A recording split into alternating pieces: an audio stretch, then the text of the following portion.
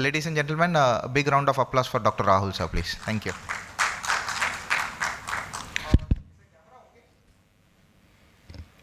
Thank you, Kaushik, for inviting me for this wonderful meeting. Unfortunately, we could not do the Patna course this year because of various reasons. So I thought, let me try and bring a part of the Patna course to this meeting itself. So let us start. Can I have my slides, please? Is there a collar microphone?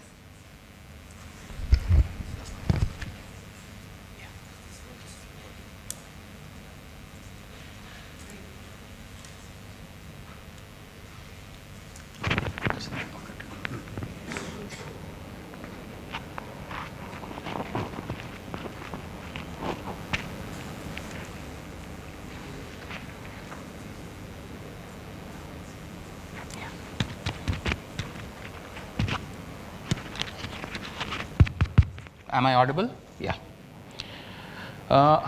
The first topic that we are going to discuss today, what has been given to me by Kaushik, is evolution and discussion about the ontogenesis and the phylogenesis of the persistent trigeminal artery. Now, this is important. This is important in ways more than one, as we will see as we go along the presentation. So let us start with a case. This is the story of a 17-year-old male patient. He had presented with progressive proptosis of the right eye. It was completely painless, but this proptosis had been going on for the last 6 months. Initially, this patient had a lot of congestion in the eye, for which, as usual, he was treated by ophthalmologists. And then subsequently, over the last 1 week or 2 weeks before presentation to us, the eye suddenly almost kind of exploded. The entire eyeball was almost hanging out. The conjunctiva was fully congested. It was swollen, and it was a very scary sight. If you look at the MR, these are axial T2 weighted images. If you look at the MR, what we are basically seeing is this is the normal eyeball. This is on the left side, and this is the eyeball on the right side. What we see here is that definitely the eyeball is pushed outwards, because this is the normal position where the eyeball is supposed to be. Along with the eyeball being pushed outwards, you can see that the entire orbital contents, both the intraconal and the extraconal component, is completely swollen. It is edematous. If you look carefully, we can even see that the lid is swollen. You can see this. This is the conjunctiva. This is the conjunctival reflection along the limbus. This is also completely swollen. And if we go intracranial, we start seeing that there is a structure, a T2 hyperintense structure, which is available just at the orbital apex. As of now, we don't know what exactly this is, but as we go along the case presentation, we will realize that this is basically a dilated vessel. It is a pouch. You can also see that the area of the cavernous sinus, which is somewhere here, which is right next to the clivus, you can see the area of the cavernous sinus is slightly enlarged on this side when compared to the normal side. So obviously, we are dealing with a situation in which there is a possible shunting in the cavernous sinus region, and the back pressure from the shunting is reflecting and is going up to the orbit, thereby causing orbital edema. So even though this problem is happening at the level of the orbit, the problem is intracranial. The problem is intracranial. The problem may be intradural, may be extradural, but it is definitely intracranial. We will come back to these two images a bit later in the presentation. We will just start with this image for now. This patient was worked up. This patient was taken for a DSA. Now, this is the DSA image. This is a very large file, so it's taking just a bit of time to load. But in the meantime, what do you think this is? What do you think this could be? Anyway, it has started playing. So we now can see very clearly that in the region of the cavernous sinus, you are seeing some sort of a leakage which is starting from the internal carotid artery. From the internal carotid artery, it is entering into the cavernous sinus.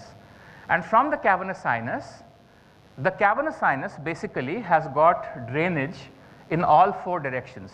The cavernous sinus has got drainage anteriorly, it has got drainage posteriorly, it has got drainage inferiorly, and it has got drainage medially to the opposite cavernous sinus.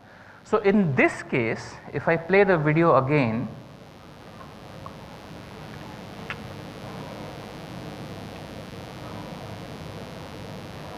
I'll just play it again for you.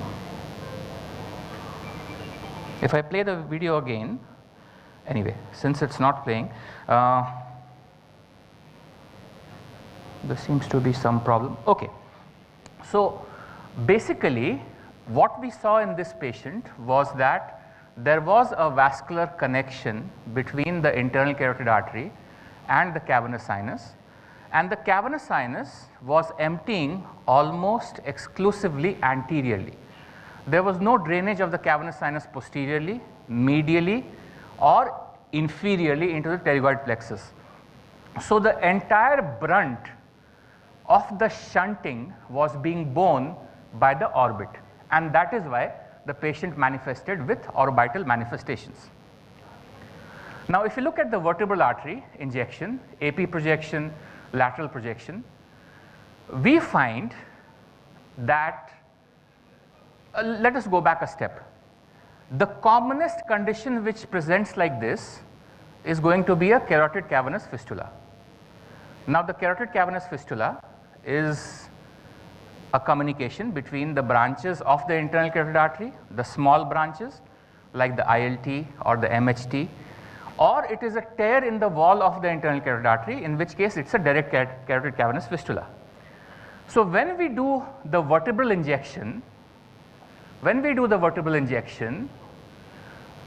a case of true carotid cavernous fistula, we expect that the PCOM will be hypertrophied and there will be some effect into the ICA via the PCOM. So you will have a large PCOM. This PCOM will again fill the ICA, and from the ICA you will have filling of the fistula. But in this case, we see that the PCOM is not hypertrophied, but there is a vascular channel which is below the level of the PCOM, below the level of the origin of the superior cerebellar artery, and this is the artery which is actually going and getting connected to the internal carotid artery, and from there it is filling the fistula. So this is the second set of communications between the carotid circulation anteriorly and the vertebral circulation posteriorly, which is referred to as a persistent trigeminal artery. If you look at the lateral angiogram, like this is, the highest communication between the vertebrobasilar system and the carotid anteriorly will be the PCOM, obviously. The second highest will be the persistent trigeminal artery. Below that will be the hypoglossal artery if present, and below that will be the proatlantal artery. So whenever you start seeing lateral angiographic projections of the vertebral and you find a communication between the vertebral and the anterior circulation, you will have to quantify so as to at which level it is. If it is through the PCOM, it is going to be the PCOM. If it is below the PCOM but above the ICA, it is going to be the trigeminal artery. If it is below the ICA, it is going to be the hypoglossal artery. And if it is still way lower down, it is going to be a proatlantal artery. So these are the four sets usually of persistence of embryological connections that can be seen. Now here is a situation in which we are seeing the highest, apart from the PCOM, the highest communication between the vertebral and the internal carotid. So now we will spend a bit of time on this connection and what is the embryological significance of this connection. This is just the video, this is just the cine, just to show you the AP view and the lateral view that is showing the filling and the entire brunt of the fistula which is being borne by the ophthalmic system. Before we try to understand this, we have to realize that the human brain as it is, as we see it today, is the result of 250 million years of evolution. The brain has not been formed de novo, but the brain has been formed as a series of modifications starting from very primitive organisms, and it has increased in complexity to the stage that we see today. The prototype is the lamprey, that is a fish. From there you have the amphibian stage, from there you have the reptilian stage. From the reptilian stage you have the mammalian stage, and in the mammalian stage you again have a branch off which is to the humans. So what we have to understand is our brain, the vasculature of our brain as we see it today, is basically having components of the fish brain, of the amphibian brain, of the reptilian brain, and then finally some from the proto-mammalian brain to see what is exactly the human brain. So I will try to break this up into some tiny bits, and then I'll try to explain so as to how this happens. All of us are familiar, at least we have all heard about the trilaminar germ disc. Now this is when I have to start going back to the board, and I'll just try and bear with me as I try to explain some things to you. Can we have focus on the on this screen, please? Yeah. So basically the entire embryo starts off as a clustering of cells, and immediately during embryogenesis this clustering of cells divides itself into two groups of cells. This was just a clustering of cells after fertilization. So once we reach the 16 cell stage, it looks like a mulberry, that's why it's called a morula. Once the morula progresses further, the cells of the morula from the 16 cell stage group themselves into two definitive groups. Till the morula level, we have no idea so as to where the embryo proper is going to be or where the placenta is going to be. But immediately in the next stage, some of the cells go and cluster towards one end of this particular structure. So this is what is called as the inner cell mass, and this is what is going to form the embryo proper, and the cells which are at the periphery are going to form the supportive structures of the cell, which is the placenta. At this stage, this area, the inner part, is filled with fluid, so it looks like a cyst. So this is what is called as a blastocyst. From the blastocyst stage, we go to the next stage, in which now we will concentrate only on the inner cell mass. After multiple events, you have a situation in which the three germ layers are formed. The first germ layer to be formed is the ectoderm, the second to be formed is the endoderm, and the third to be formed is the mesoderm. So the one which is on top is the ectoderm, the one which is in the middle is the mesoderm, and the one which is inside, which is actually looking at this cavity, is the endoderm. Now this is a section which has cut the embryo in a sagittal plane. So in a sagittal plane you are seeing these three layers. What if we were to look at the embryo from above? If we look at the embryo from above, what you see is a classical slipper shaped embryo, and since you are seeing from above, the germ layer that you are seeing is the ectoderm. If you peel this ectoderm off, you will see the mesoderm, and if you peel the mesoderm off, you will see the endoderm. So what you are seeing from above, and I'll come back to my slides for that, what you are seeing from above in the picture that I'm going to show you is basically the ectodermal layer. So now we have reached a situation in which you have the ectoderm, the mesoderm, and the endoderm. So let us progress from here. Just put a table here, please. Can I have my slides back? Yeah. So now, what you are seeing here, this is the trilaminar germ disc. But what you are seeing from above, from the superior part, is actually just the ectoderm. So ectoderm, if we peel this off, we will see the mesoderm, and if you peel that off, you will see the endoderm. The neural structures are derivatives of ectoderm. You have to remember that. The neural tube is a derivative of ectoderm. So when we are seeing the whole thing from above, the structure that you are seeing in the center, the structure that you are seeing like this, like a tube, this is the neural tube. So when you are looking at the embryo from above, the neural tube is very clearly visible. At the same time, you can see that this neural tube is still open. Now, what do I mean by an open neural tube? I'll just have to draw some more diagrams for that. We'll come back to this.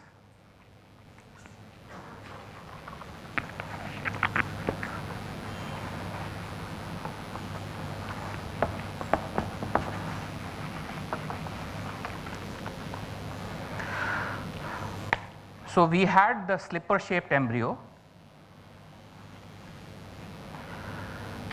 We cut a section of this embryo like this.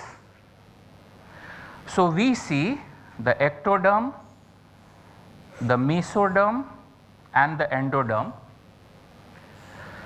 The notochord is formed in the mesoderm. Again, the notochord is also of ectodermal origin. So all the structures in the mesoderm are basically of ectodermal origin. So please remember, whenever we start seeing disorders of vascularization, the disorders of vascularization will have components of ectodermal derivatives and mesodermal derivatives, both. Because I have skipped a lot of steps, because what basically happens is, initially there are only two germ layers, the ectoderm and the endoderm. From the ectoderm, cells start burrowing in between the two to form the mesoderm. Then cells again from the ectoderm start burrowing to form the notochord. And then the cells from the ectoderm again start burrowing inside to form the neural tube. So what basically happens is, that is the ectoderm, that is the endoderm, in between is the mesoderm, this is the notochord. So some of the cells of the ectoderm just superior or above the notochord become specialized, and these are referred to as the neuroectoderm. When you have the neuroectoderm, initially it is in the form of a plate, so it is called as the neural plate. Subsequently, this starts burrowing down into the mesoderm. So from the neural tube, the neural plate, it becomes the neural groove.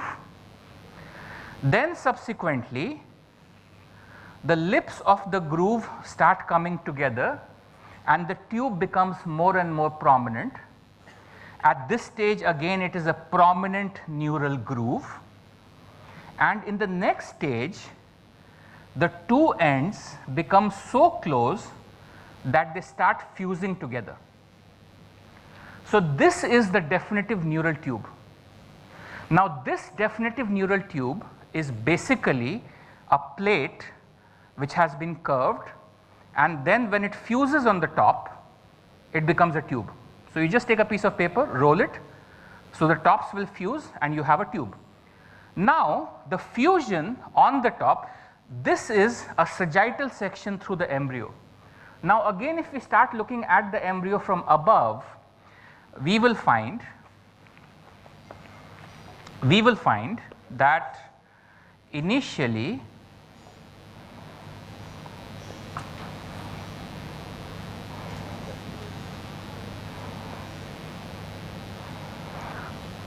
the neural tube will look like this. The area which is fused, the tube is complete, but at the cranial end and at the caudal end, the tube is still unfused. So this will be called as the cranial neuropore, this will be called as the caudal neuropore. Now this is the stage what is being shown on the slide. We'll go back to the slide. Now this is the end, this is the situation that is being shown here. This much of the tube has fused, the cranial end has remained unfused, the caudal end has remained unfused. When the caudal end remains unfused, you have the spina bifida spectrum. When the cranial end remains unfused, you have the anencephaly, hemianencephaly, meningomyelocele and all those kind of things. Now what is important is, this is all happening in the ectoderm. The job of the mesoderm is to support the structures which have been made from the ectoderm. The mesoderm will always play a supportive role. The mesoderm will support all the structures that are formed from either the ectoderm or from the endoderm. So when the neural tube is developing, this neural tube, this is approximately the 1.5 mm embryo stage. This is the day 18 to day 20 stage. At the day 18 to day 20, this neural tube is already formed and the closure is about to begin.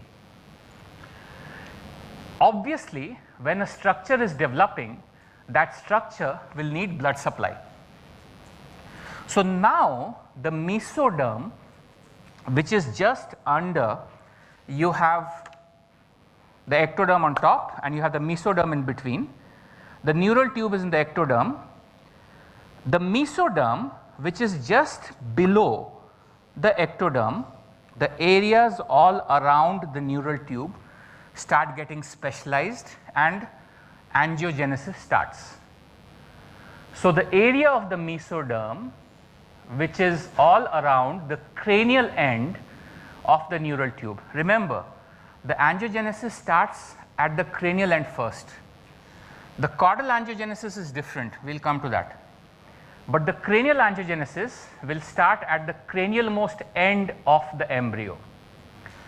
So what happens is, this entire mass of tissue in the mesoderm becomes highly specialized, and like we saw, the formation of the neural plate, the neural groove and then the neural tube. A set of tissues, a plate of tissues, a groove of tissues and then a tube. In the same way, the mesodermal tissue, which is going to form the vessels, starts getting converted from this mass of cells into this tubular structure. Okay, so I think we are clear till here. No doubts? Good. Till now, the embryo is a flat disc. At least at this stage, we have a cranial end and we have a caudal end. So at least the polarity of the embryo has been established. With the establishment of the polarity of the embryo, the vessels have also started forming.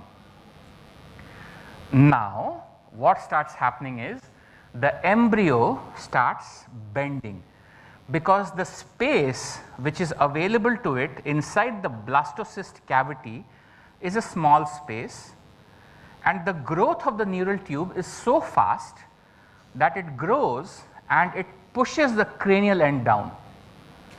So it grows, it hits the edge of the blastocyst, there is no more place to expand, so the head end starts bending.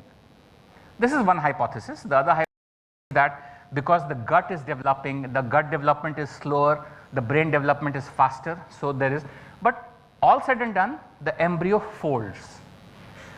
So when the embryo folds, this is, you are looking at the embryo from above, you are looking at the embryo from the top. So the moment you start looking at the embryo again from the side and the embryo starts folding, it will start becoming like a C shape. In multiple stages, these vessels also, along with the embryo, will get molded in a way so as to form a C-shaped vascular structure, which you are seeing here. Now, we have also discussed that this is the ectoderm, this is the mesoderm. So obviously, below it is the endoderm. The endoderm is going to form the gut. So we can also realize that when the ecto-meso complex is folding in a C shape, what is in between the C shape, between this structure and this structure, is the gut, is the future gut that is going to be formed. So the pharyngeal system, which is the uppermost part of the gut tube that is going to be formed, is in between these two limbs. Now, all the nomenclature in vertebrates is dependent on its orientation to the gut. C-shaped vascular column consisting of two on each side, one on the right side of the embryo, one on the left side of the embryo. So this is on the right side of the embryo, this is on the left side of the embryo. Then the whole thing gets folded over, gets folded over, gets folded over, so that now you have situations in which some of the vessels are to the dorsal side of the gut. The gut is in between. The gut is in between these two shapes. So this blank space which has been drawn here is basically the gut. So these two are dorsal to the gut and these two are ventral to the gut. Simple. Therefore, these two will be called as the dorsal aortae, two of them, the dorsal aortae, and these two will be called as the ventral aortae. At this stage, if you look at the embryo, if you study the phylogeny in arthropods, you don't have a neck. In arthropods, what you have is a cephalothorax. You have the head, you don't have a neck, and then you have the thorax. So during ontogeny, you will see each of those stages represented transiently. So at this stage, the human embryo is like an arthropod embryo. So at this stage, you have no neck to speak of. You have a head, you have a thorax, and then you have the tail. When the folding of the embryo takes place, this is where the divergence starts. This is where the divergence starts from invertebrates to vertebrates. Now you have a ventral aorta, you have a dorsal aorta, and this is the area between the dorsal aorta and the ventral aorta, which is ultimately going to get extended to form the neck.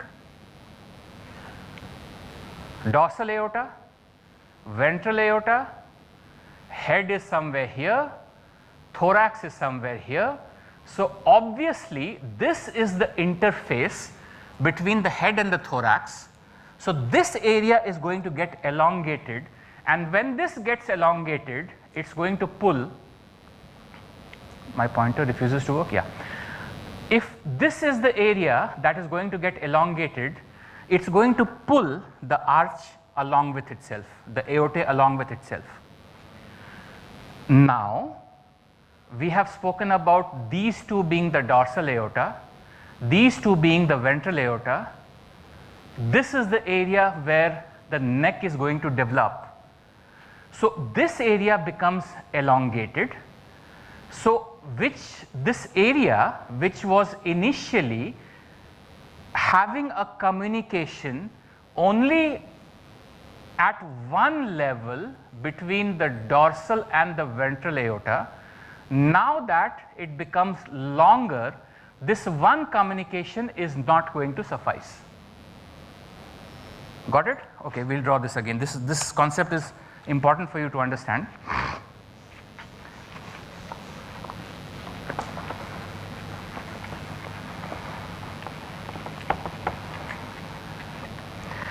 So, this is the dorsal aorta on one side. It is crossing over and coming anteriorly. This is posterior, this is anterior. The same thing is happening on the other side as well. This is posterior, this is anterior. The vessel has come from posterior, come to the folding, head end folding, and come anterior. So, if I were to draw it in a section, it is like this. When I am looking at it from the front, these two vessels are behind. The two vessels behind have come up to this level, and then from here, like a suspender, they have come down. Initially, this is the area where the neck is going to be formed. So, initially only one communication between the dorsal aorta and the ventral aorta was enough. But as this becomes longer and longer, one communication is not enough, and you start developing multiple other connections between the dorsal and the ventral aorta. Since this is the area of the developing neck and the developing pharynx, these vascular arches are referred to as the pharyngeal arches. So, we keep on reading about pharyngeal arch arteries. Pharyngeal arches are the elongations of the pharynx, which is of mesodermal origin, and each of these arches, if you cut a section of the embryo like this, the arches are going to appear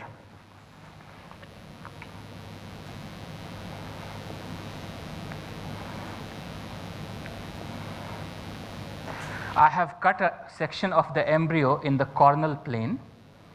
This is the pharyngeal cavity. This is the entire ectomeso complex which is surrounding the pharyngeal cavity, and these are the areas that are becoming specialized as parts of the pharynx. So, since they are concentric rings, when you cut them in a cornal plane, you will see the open mouth of the concentric rings in the neck. Just imagine my neck has got concentric rings and I have cut it like this. So, one end of the ring you are seeing from this side, one end of the ring you are seeing from this side. So, these are the pharyngeal arches, and each of these arches has one artery which are called as the pharyngeal arch arteries. So, you have 6 pharyngeal arches, the first to the 6th. Some people say that there is no 5th pharyngeal arch. So, it is 1, 2, 3, 4 and 6, but whatever the case might be, you have mesodermal and endodermal structures of the pharynx. These pharynx like structures have become in the form of arches because the neck is elongating, and each of these has an artery inside itself which is called as the pharyngeal arch artery. Clear? Good. Now, what you have to also realize is that we have the dorsal aorta coming and forming the ventral aorta, the dorsal aorta coming and forming the ventral aorta. Ventrally anteriorly, anterior to the neural structure which is behind the spinal cord is the heart. So ultimately, the two ventral ends of the ventral aorta, they fuse to form what is called as the truncus arteriosus. And the truncus arteriosus ultimately communicates with the ventricular outflow. In the truncus arteriosus, you have the development of the spiral septum, which divides the truncus arteriosus into two parts, one for the right ventricular outflow, one for the left ventricular outflow. So what you have to remember is the ventral aorta is the outflow. The dorsal aorta is the distribution system. So the blood starts coming out through the ventral aorta, communicates with the dorsal aorta via the arches, fills the dorsal aorta, and the dorsal aorta distributes the blood. So when we are talking about the vascularization of the cranial cavity, the cranially oriented pharyngeal arch arteries will come into play. Understood this much? Clear? Okay. Let us go to the next step. In the next step, basically what happens is, now I'll draw from here, that is the truncus arteriosus. The truncus arteriosus is giving rise to the two ventral aortae. The two ventral aortae have fused for quite a bit, and then these are going and forming the dorsal aortae on one side and the dorsal aorta on the other side. What I also told you is that the continuation between the ventral aorta and the dorsal aorta initially is via the first arch artery. So this is the first arch artery, this is the first arch artery. Then you have the second, you have the third, you have the fourth, you have the fifth, and you have the sixth. The same thing on that side, the same thing on that side.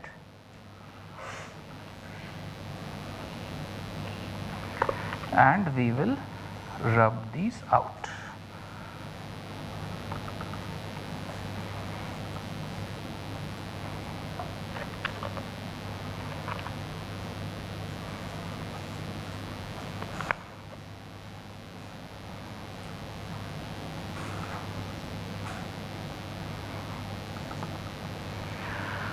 This has to happen on both sides.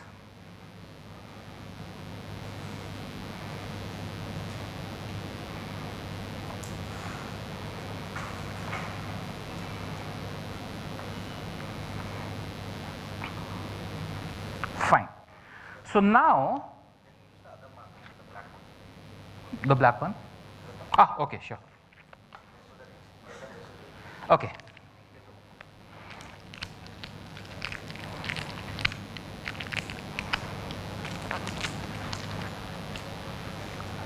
Yeah. So now you have a situation in which you have the truncus arteriosus, you have the two ventral aortae, and you have the 6 pharyngeal arteries connecting the ventral aorta to the dorsal aorta. The head is developing somewhere here. The brain is developing somewhere there. Now, we have to make sure that blood reaches this area. What is very important to understand, first, second, third, fourth, fifth, and sixth. First, second, third, fourth, fifth, and sixth. What happens is the first arch artery disappears. The remnant of this first arch artery is the mandibular artery. This mandibular artery ultimately is going to play a role in the formation of the maxillary system. The second arch artery disappears. The second arch artery, the representative of the second arch artery is the stapedial artery, which is again going to play a role in the formation of the meningeal system. So this is the stapedial. The third remains. The fourth remains. The fifth, some people say it does not exist, some people say it disappears. And the sixth remains. So now at this stage, you have a situation in which you have a channel which is from the ventral aorta to the dorsal aorta. You have a channel from the ventral aorta to the dorsal aorta. You have a mandibular artery which is present. You have a stapedial artery which is present.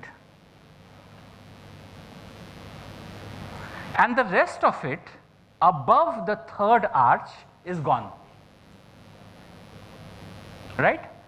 So when the first and the second arch arteries are gone and they remain in the form of tiny twigs which are ultimately going to supply the brain or the nerves of the brain, obviously these have to have a communication from somewhere. These two tiny arteries have to get connected to some other source, because this was coming from the first arch, this was coming from the second arch. Now the first and the second arches are gone, but the tubes are still there. So these tubes need supply from somewhere, and that somewhere closest is going to be the third arch artery. So now what you have to understand is, from the ventral aorta, the third arch artery and a part of the dorsal aorta which is cranial to the third arch artery. The dorsal aorta does not disappear, the arch arteries disappear, mind you. So this channel is very much intact, and this channel, it's a large channel, and this channel is ultimately destined to supply the brain. So the ventral aorta, the third arch artery, and the continuation of the attachment of the third arch artery to the dorsal aorta towards the cranial end forms the ICA. Okay, clear till here? Now, as we are talking about the dorsal aorta and the ventral aorta, we repeatedly said that in between these two is the pharynx. So the pharynx also has a primitive artery for itself from the mesoderm, which is called as the ventral pharyngeal artery. So the ventral pharyngeal artery is there in the center. This ventral pharyngeal artery comes and gets attached to the third arch artery.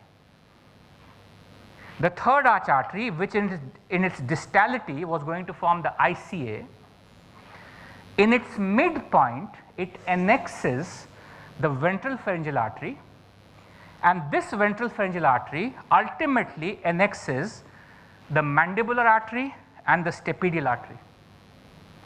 So you can automatically see where this is going. This is going to become the external carotid artery.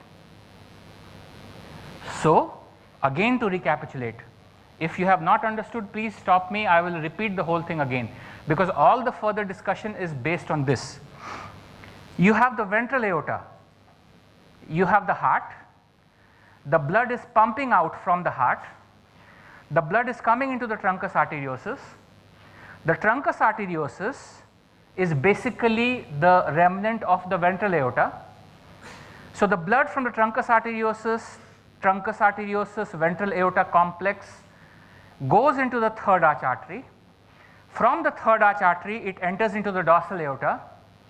The dorsal aorta, cranial to the attachment of the third arch artery, progresses upwards, ultimately forms the ICA. In the meantime, you have a ventral pharyngeal artery. The ventral pharyngeal artery is annexed or is attached on the third arch artery.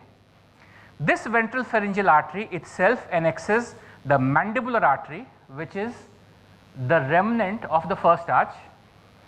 It annexes the stapedial artery, which is the remnant of the second arch, and this forms the future ECA, external carotid artery. Got it? Clear, good. So now we proceed from here. I think my time is up.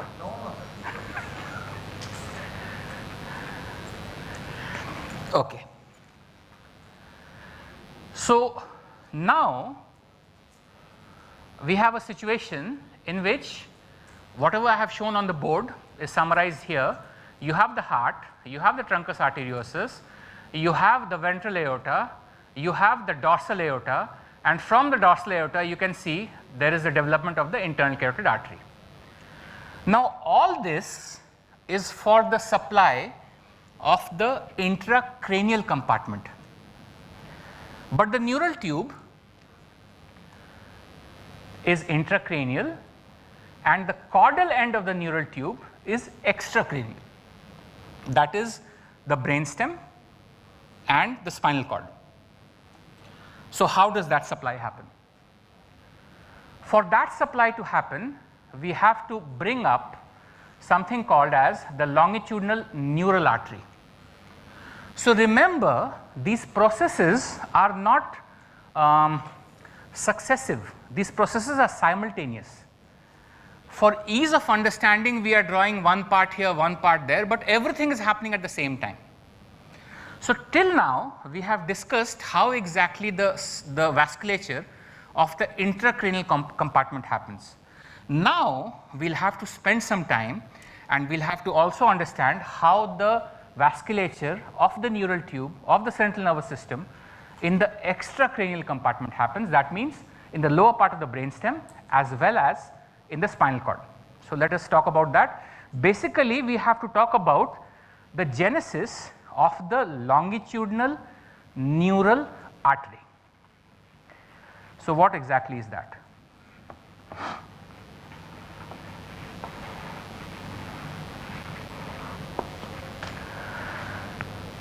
In the lower part of the central nervous system, we have to understand one more concept. The nerve roots, the peripheral nerve roots take the blood supply to the spinal cord. This is a concept which is a bit distorted in the intracranial compartment, that is why I did not mention it. But actually, if we start studying vascularization of the brain from below upwards, the spinal cord is the simplest. Simply because you have the spinal cord in the center, you have peripheral nerves. The peripheral nerves have to bring the arterial supply to the cord. Very simple. So you have the vertebral bodies.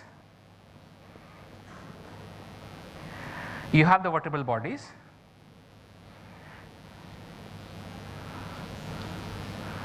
You have the nerve roots. You have the nerve roots, and theory says that the nerve roots have to carry the blood supply to the cord and to the supporting structures of the cord.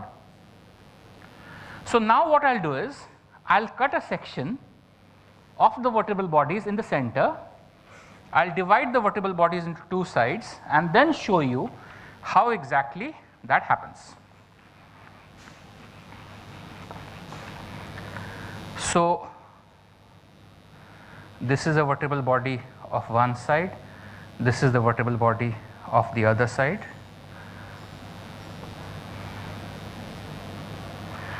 So what's going to happen is, each of these vertebral bodies, we know that this much is the derivative of one somite. We know that the lower half of the upper body, the upper half of the lower body and the disc in between is the derivative from one somite. So each somite will have a blood supply. So this somite will have a radicular artery, This somite will have a radicular artery, this somite also will have a radicular artery. Now when this radicular artery enters the dura, it divides ascending branch, a descending branch. This divides into an ascending branch, a descending branch, ascending branch and descending branch, and the same thing happens from the other side also. And the same thing happens from the other side also. Now, this ascending branch goes up, this ascending branch goes down, and these anastomose. So, at the end of this stage, you basically have a situation in which you have vessels like this in continuity. You have vessels like this in continuity. You have vessels like this in continuity. So, these two arteries which are present across the length of the spinal cord, these two, these are called as the longitudinal neural arteries. Now, these longitudinal neural arteries are supplied by the radicular arteries. The radicular arteries in the developing embryo are very small because the body of the embryo lags behind in speed of development when compared to the head. The head develops faster. So, basically what happens is, even though these channels are present, these channels ultimately have to anastomose with some vessels from the intracranial compartment, because the flow that is coming in this direction is not enough to sustain this vasculature, especially in the cervicovertebral junction level. So, what happens is, even though the channel is present at the CV junction, the flow into this system is from above. The flow is not from below upwards, it is from above downwards. That is why what you have to realize is the posterior fossa blood supply, even after birth sometimes, if you do the angiograms of very young children, 1 day, 2 day old, you will see that the entire posterior fossa is being filled by the anterior circulation. That anterior circulation can fill via the PCOM, via the trigeminal artery, via the hypoglossal artery, or via the proatlantal artery. So, to cut a long story short, why we had to discuss all this is, we had to discuss all this to try and tell you that that is the cranium, that is the posterior fossa, and that is the spinal cord. The vascularization of the brain proper is done by the ICA. The vascularization of the surrounding structures is done by the ECA, brain by the ICA, surrounding structures by the ECA. The longitudinal neural arteries are present and they have fused to form the anterior spinal artery. This anterior spinal artery is going up to the VB junction, but this anterior spinal artery is not capable of sustaining itself in the beginning. So, this needs some supply from the ICA as well. That supply most often comes from the PCOM, but can come from the trigeminal artery, the hypoglossal artery, and the proatlantal artery type 1 and type 2. So, the last 1 hour of discussion is to just show you that this is the scheme by which the vascularization of the brain, of the posterior fossa and the spinal cord is formed. And this also tells you what will be the situations in which the PCOM has to persist, the PCOM has to be large, the PCOM can be small, the trigeminal artery has to be large, This will also explain the patterns of fusion at the basilar tip. This will also explain whether your trigeminal artery will have perforators or not. This will also explain why the hypoglossal artery will have perforators or not. This will also explain why the proatlantal arteries will never have perforators. So now, this was just a preamble to show you how exactly the trigeminal artery is going to behave. Now we'll come back to the slides. So we are clear till here? No doubts? Good.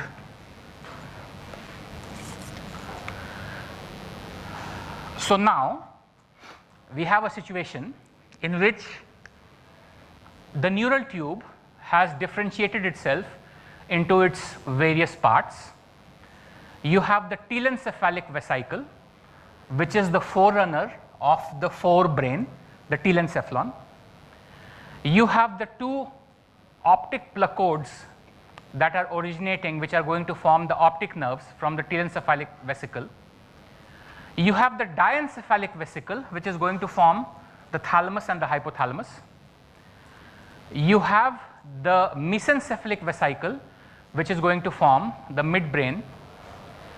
You have the metencephalic vesicle and you have the myelencephalic vesicle, which is going to ultimately form the hindbrain or the cerebello-brainstem complex.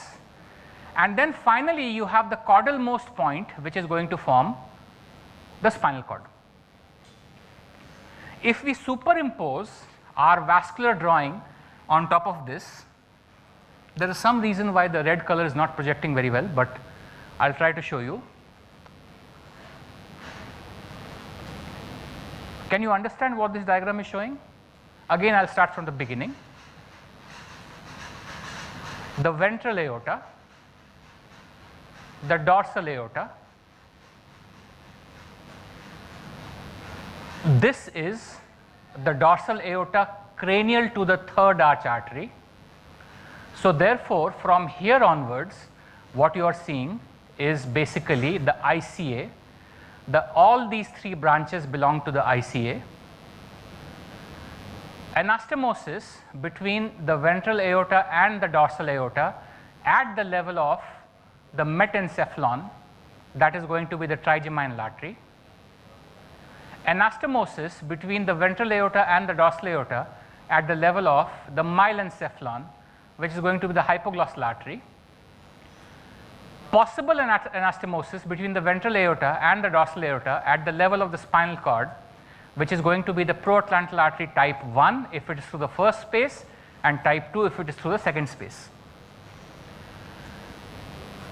The ICA, this is the ICA, is dividing into a cranial division and a caudal division. The caudal division of the ICA from both sides is coming downwards and it is getting fused to the fusion product of the two longitudinal neural arteries which is coming from below. So that is completing the loop. So you have the ICA. The ICA divides into a cranial division going up, a caudal division coming down towards the posterior fossa. The caudal divisions of both the ICAs are meeting the longitudinal neural arteries which are coming from below, and this completes your loop. The highest point of anastomosis between these two loops is the PCOM. The second possibility is the trigeminal artery. The third possibility is the hypoglossal artery. The fourth and fifth possibilities are the proatlantal arteries type 1 and type 2. So I think I'll skip this part because this part is not very important. And I have taken a lot of time for this as well. Okay. The slides that I have skipped were the fates of the cranial division of the ICA. The topic of this discussion is not the cranial division, it's the caudal division of the ICA. So we will talk about the caudal division of the ICA. We'll see if we have time, we'll come back to that later. So basically, you have the ICA, cranial division, ICA, caudal division, ICA, cranial division, ICA, caudal division. Till the caudal divisions don't fuse, till these two caudal divisions don't come down, it is the job of the trigeminal arteries to keep on filling the longitudinal neural arteries from above downwards. Okay? In the next step, the longitudinal neural arteries have fused, and this fused longitudinal neural artery is being supplied from above, from the ICA, by the two trigeminal arteries. Okay? All these fusions, disappearances, annexations, dissolutions are dependent on hemodynamic demand and the availability of vessels in the vicinity. So these processes can stop at any level, giving you a particular embryological status which looks something like this, or they can progress further. What happens is, if the trigeminal arteries, which are taking blood from the ICA and they are filling the product of the fusion of the longitudinal neural arteries very robustly, the PCOM will not develop fast, because this development of the PCOM and this caudal descent of the PCOM has to be arrested by a dissolution of the trigeminal artery. If the trigeminal artery dissolves, disappears very, very early, then the two PCOMs will have to fuse very early, because till they fuse, they cannot supply the basilar vertebral complex or the longitudinal neural artery complex. So remember, if the trigeminal artery persists for a long time, then the expected fusion of the caudal division of the ICA, which has to happen in the posterior fossa, caudal division of the ICA is going to form the basilar top. So the fusion between the two PCAs, you call it the PCA, it's not the PCA basically, the two PCAs, the fusion between, the basilar artery does not divide. The PCOMs fuse embryologically. So if the fusion is very late, the fusion goes deep down into the posterior fossa. That means the point between the two PCAs in the adult predisposition is going to be very deep in the posterior fossa. You'll have a deep V in the posterior fossa. This is what is called as a caudal fusion. In situations where you have a caudal fusion of the caudal division of the ICA, this caudal fusion is dependent on the persistence of the trigeminal artery. In the other situation, if the trigeminal arteries were to involute very early, then the entire onus of the supply to the posterior fossa will fall on the caudal divisions of the ICA, and they will fuse very early, giving you a very shallow basilar top. The basilar top will be almost flat. That is what is called as a cranial fusion. Now, when we talk about the cranial fusion of the ICA, of the PCA and a caudal fusion of the PCA, it means some things in terms of perforators. We'll talk about that some other time. Just to show you some examples, AVM, don't concentrate on the AVM, concentrate on the basilar top. Look at the basilar top on this side and look at the basilar top on that side. You can see that there is a relatively symmetrical, deep, V-shaped fusion of the caudal divisions of the two PCAs, of the two ICAs, and this is what is called as a symmetrical caudal fusion. again one more case in which you can see the fusion which is deep into the posterior fossa. This is called as a symmetrical caudal fusion. Whereas if you look at these two examples, that is a symmetrical cranial fusion. This is again a asymmetrical caudal fusion. If you see a symmetrical fusion, it basically means that the perforators will be divided on the two limbs of the P1 segment. Whereas if you see an asymmetrical fusion, you will realize that the perforators will be localized onto the PCA arm which contains the superior cerebellar artery, which is the left side in this case. So these have implications when we start talking about using these vessels as conduits for endovascular treatment.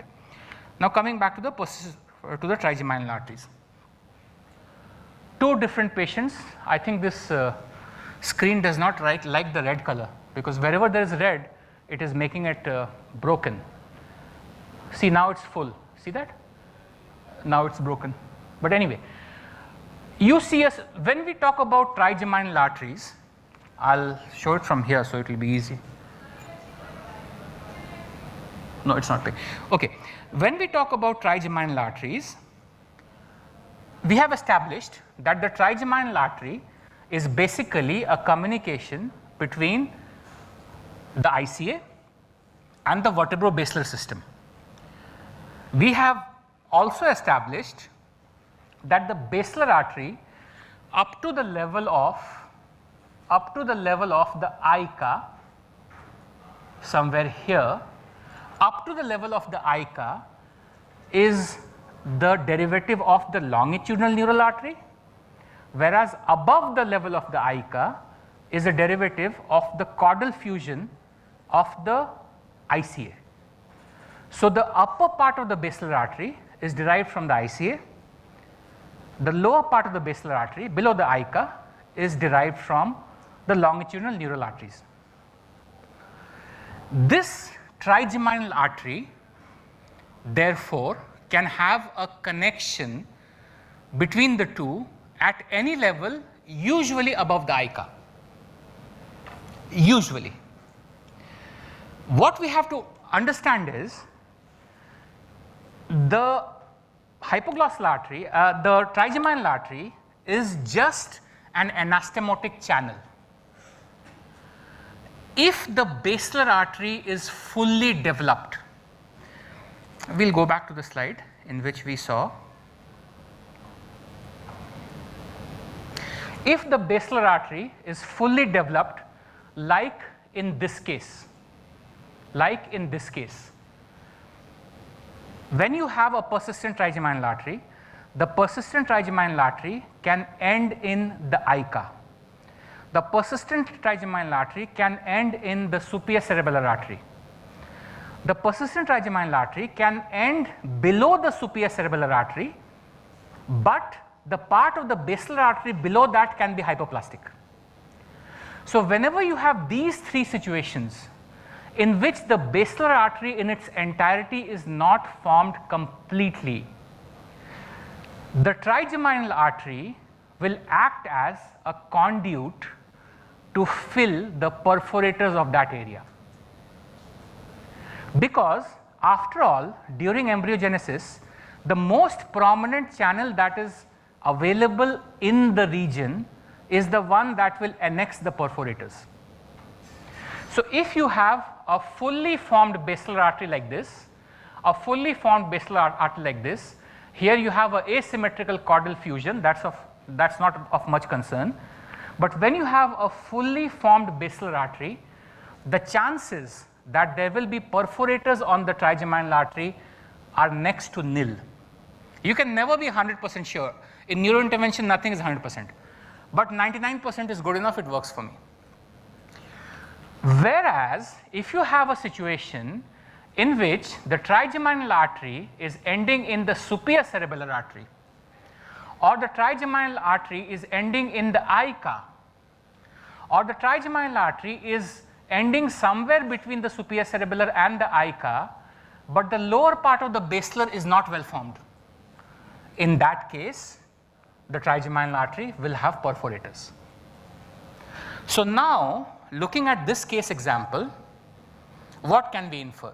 We can infer that this patient is basically having a carotid cavernous fistula, which is because of the rupture of an aneurysm which was on the persistent trigeminal artery into the cavernous sinus.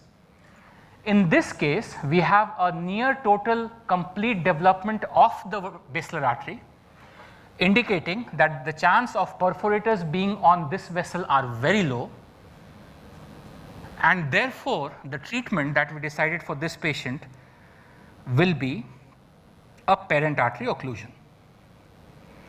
So what did we do here? These are just some examples of different kinds of trigeminal arteries. Yeah, for example, look at this case. In this case, the basilar is not very well formed, it is hypoplastic. And now, in fact, all this anatomical knowledge was the only avenue we had in the past, but now with cone beam CT, we do the cone beam rotation of each of these cases and we prove that there are no perforators on the trigeminal artery. In this case, the basilar artery was of relatively small caliber, not hypoplastic, but definitely of low caliber. And here when we did the cone beam, we found that there were perforators on the trigeminal artery. This was just a normal variation. This was a patient who had come for exploration for some other reason. If you can see this, you can see that the basilar artery in this, my pointer, you can see that the basilar artery, the lower part of the basilar artery here is hypoplastic. So when you see this situation, you have to be very careful. In this case, a parent artery occlusion of the trigeminal artery is not an option. You will have to find some other ways of treating it. So this is another patient who had a persistent trigeminal artery with an AVM. This is not important. So what we did in this patient, what we did in this case was, this is the initial. This is the fusion of the vertebral and the ICA angiogram. You can see that this is the persistent trigeminal artery. The persistent trigeminal artery has an aneurysm on it, and this aneurysm is ultimately filling into the superior ophthalmic system via the cavernous sinus. So this is a CC fistula. So what we did is, in this case, in these cases, these are basically like very bizarre structures which are very difficult to fill completely just with coils. So in these cases, we definitely combine liquid embolics along with coils. So what we did is, in the first step, we occluded the trigeminal artery from the vertebral side. We used coils, we occluded it from that side. We occluded the entire artery, the persistent trigeminal, from the vertebral side. Then subsequently, we put in coils from the ICA side, and to complete it, we injected glue again from the ICA side, having no problem, having no risk of the glue refluxing into the vertebral, because the vertebral side was completely occluded with coils. And this is what we achieve in terms of reconstruction. So basically, I think we've taken 1.5 hours. So basically, at the end of this, what you have to realize is, in difficult situations, in situations where you are treating perforator rich areas, in situations where you have a very high likelihood of having neurological deficits, knowledge of anatomy is the one which will help you. The knowledge of anatomy, you cannot learn anatomy in isolation. You cannot learn the trigeminal artery from its end disposition and go backwards. You will not be able to understand. That will be just a case of mugging. You will have to start from the basics. You will have to understand, you will have to know why exactly the trigeminal artery was formed, what is the role of the trigeminal artery, how long does it remain patent. If it remains patent for a longer time, what happens? If it remains patent for a lesser time during embryogenesis, what happens? And in the end, if the distal and the proximal territories are fully formed with a trigeminal artery, what it means? If they are partially formed with a trigeminal artery, what it means? So I think I'll stop at this, and if you have any questions, any clarifications, any doubts, This is not a congress. This is, as Kaushik said, like a classroom teaching. I will prefer that we finish off a topic and then generate questions, and then you are free to ask me questions now or in the break sessions whenever. Thank you. Rahul sir, what you're trying to say is that if we see a persistent trigeminal artery and we see that the basilar is not well formed, closing the trigeminal is not an option because it will cause perforator or a basilar artery stroke. Yes, perforator stroke basically. It will not cause anything with the basilar. Shouldn't. Which type of perforator? Pontine. Predominantly pontine perforators. And that is simply because, as per what you were saying to us, sir, the PCOM is forming all the way up to the midbrain. Yes. So that means the entire notochord structures that we see posteriorly forming is from the pons and below. So if anything we do with the trigeminal, if it has to do something, then it will probably do at pontine. Pons and above. And above. Pons and above. Not below that, not medulla. Okay, and some of these embryology textbooks talk about this longitudinal neural arteries being only referred to as the basilar part. They don't bring it all the way down to the anterior spinal.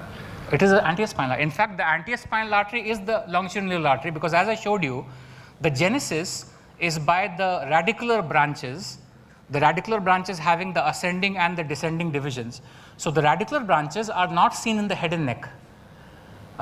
They are seen up to the 8th nerve, but not beyond that.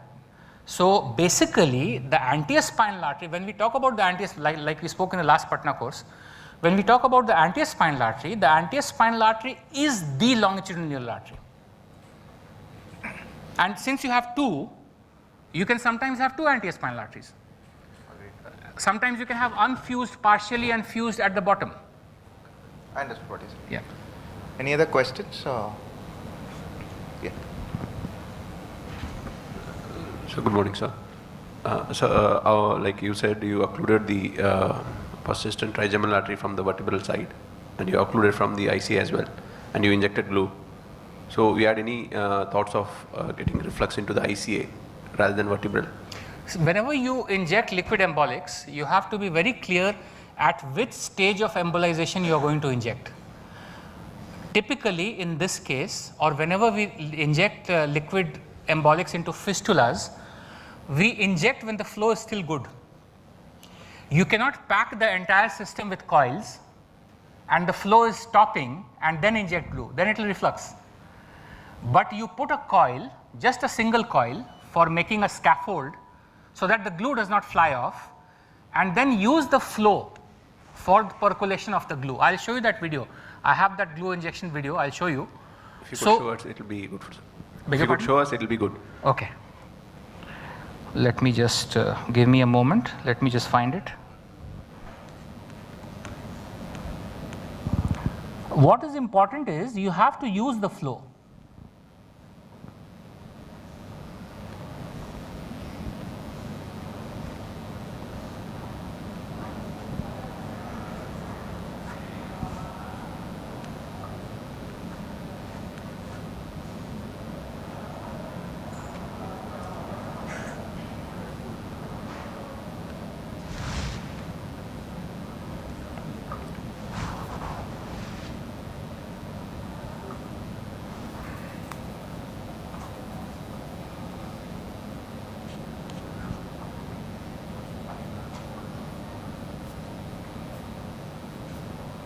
I think I'll need internet connection for this.